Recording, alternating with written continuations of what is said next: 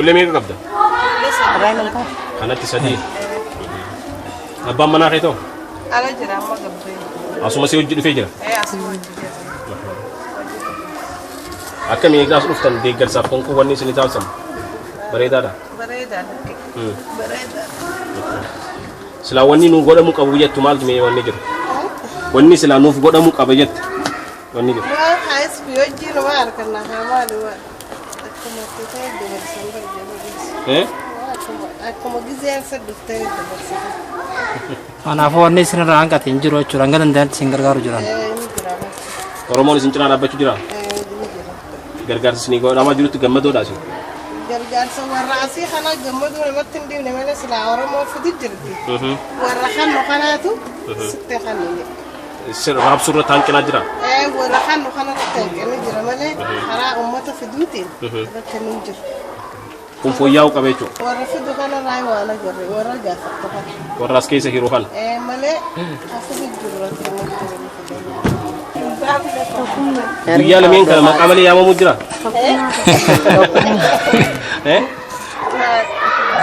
Takumara.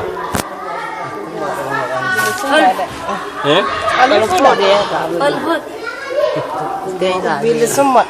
Bilis semua dah. Masyaallah.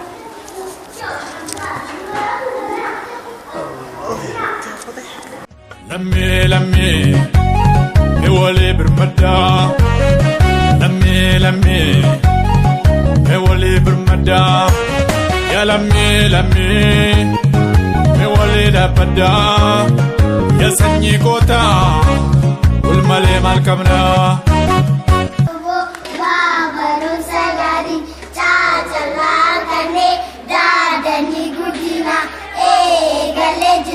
Fafaru alaba gaga matu karna hawa sahenya hire gale jajan kahu karna kakaro ragenya lala mumagenya mami somsu karna nana mumagenya. Ini makan he kisi dua harus dirarai.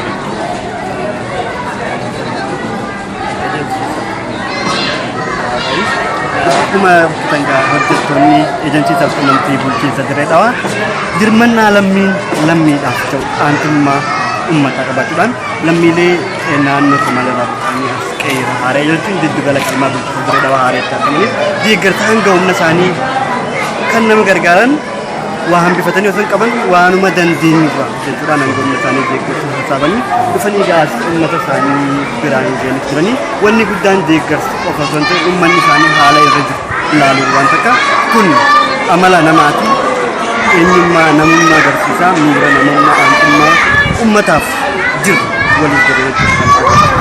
Kungaa ejjeensiin hojjettoonni ejensi sabquunnamtii bulchiinsa Dirreedhawaa kana godhan qofa osoo hin ta'in lammiileen bulchiinsa Dirreedhawaa jiran hundi qabaasan namoonni uummata kana bira dhaabbachuu akka qaban kallattii agarsiisuudhaaf.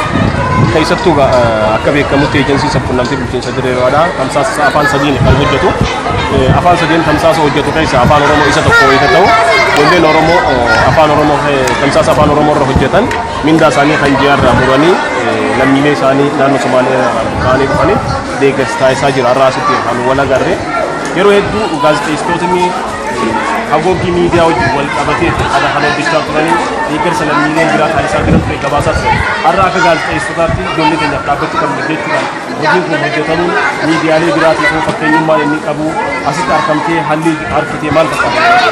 Kun ka'umsa biyyatti ka'umsa ta'a miidiyaan biraa kana caalaa hojjechuu qabanidha. Toora kallattii agarsiisu malee gahaa miti. Miidiyaaleen biraatiif ogeessonni miidiyaa biraatiif uummata sochoosanii uummata wajjin hawaasa wajjin cinaa dhaabbatanii sochiin eegalame kun sochiin xiqqaan hojjettoota ejensi sabquunnamtii bulchiinsa Dirreedhawaatiin eegalame kun akka galma ga'u taasisuudhaaf kan hojjetan ta'u kallattii kan agarsiisu.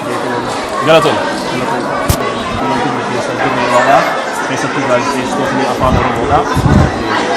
Deeggarsa lammiilee Oromoo bulchiinsa naannoo Somaaliyaa Itoophiyaa dhufanii dhufan as giddugala qalama beeyladaa bulchiinsa Dirreedhawaa yookaan qeerratti argamutti deeggarsa taasisaa jirtanitti wal agarre maali mee deeggarsa isin taasistan bu'aan inni qabu akkamiin laata? Gaariidha. Namni kun kaasaa jiru kun ispeeshaalii yommuu kun gahatee waan guddaa walitti qabnee isinee uummata keenya kana jaalalaa osoo hin inni duraa qabni keessa keenyatti argamuudhaaf inni lammaffaadhaan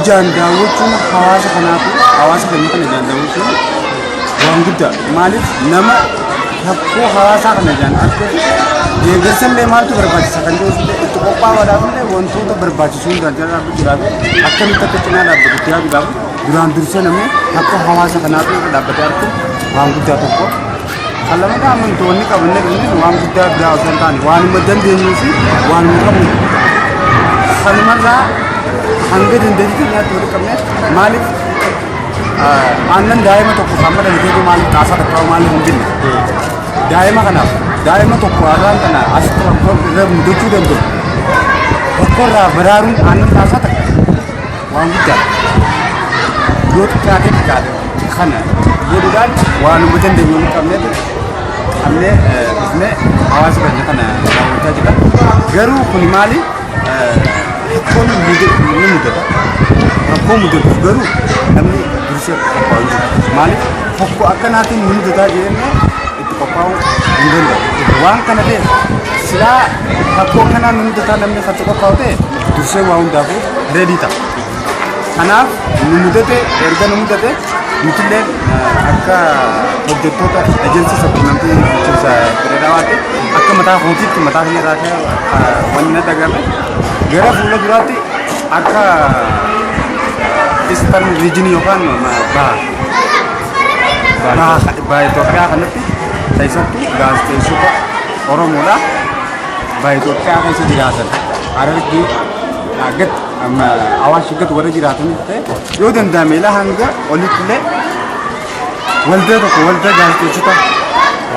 gaazexeessota Oromoo tokko silaa ijaaranne waan gaarii sochoosuu dandeenya jedhu yaada maaliif gaazexeessota jechuun deeggarsa fannoo qofaa miti rakkoo hawaasaatiif fuudhee qaama dhimmi ilaallatu hundi biraan godhaafis gahee guddaa taphachuuf hin godhu gaazexeessaan akka hojjetamutti ijaa fi gurra uummataaf waan deemeef nuti waan kana ammaa hanga silaa gahee keenya bahuu qabnu irraa harkifannee jira kan jennutti dhagama jira.